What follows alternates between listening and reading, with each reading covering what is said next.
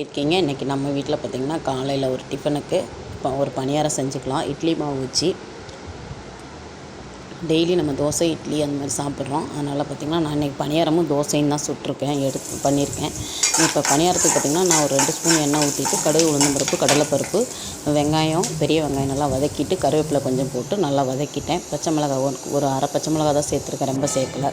அதை பார்த்திங்கன்னா நான் 2 கரண்டி இட்லி மாவு எடுத்திருக்கேன். அதில் மாவில் கலக்கிட்டு கொஞ்சமாக தண்ணி ஊற்றி உப்பு போட்டு கலக்கி ஒரு 15 நிமிஷம் 20 நிமிஷம் ஊற வச்சுட்டேன். அதுக்கப்புறம் பார்த்திங்கன்னா நான் வேர்க்கடலை சட்னி தான், வரமிளகா போட்டு வேர்க்கடலை சட்னி தான் ஏற்கனவே நான் வீடியோ போட்டிருக்கேன், வேர்க்கடலை சட்னி வீடியோ. அதில் வெங்காயம் கடுகு உளுந்தம்பருப்பு போட்டு தாளிப்பு போட்டுட்டேன். சட்னி தாளிச்சாச்சு. இப்போ பார்த்திங்கன்னா பணியாரக்கல் வச்சுட்டு இது நான்ஸ்டிக் கல் தான் பார்த்துக்கோங்க. நான் இப்போ நல்லா மாவு நல்லா வெங்காயம் இதோட மாவோட நல்லா கலந்து நல்லா சூப்பராக நல்லா வாசனையாக இருக்குது. அப்படியே இட்லி மாவில் பணியாரம் ஊற்றிக்கலாம். பணியாரம் ஊற்றி முடித்தோன்னா கொஞ்சம் நேரம் ஒரு 5 செகண்ட் பார்த்திங்கன்னா மூடி வச்சுட்டு அப்படியே திருப்பி போட்டுக்கலாம். திருப்பி போடுறதுக்கு எனக்கு அந்த கட்டை இல்லை பார்த்துக்கோங்க, கட்டை இதாகிடுச்சு. அதனால் நான் கத்தி வச்சு தான் திருப்பி போடுறேன். அதனால தான் அந்த மாதிரி பிடிச்சிச்சு.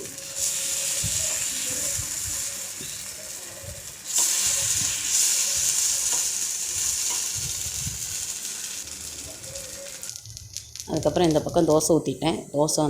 தோசை 2 பேருக்கும் பணியாரமும் கலந்து ஊற்றியாச்சு. இப்போ நம்ம வீட்டில்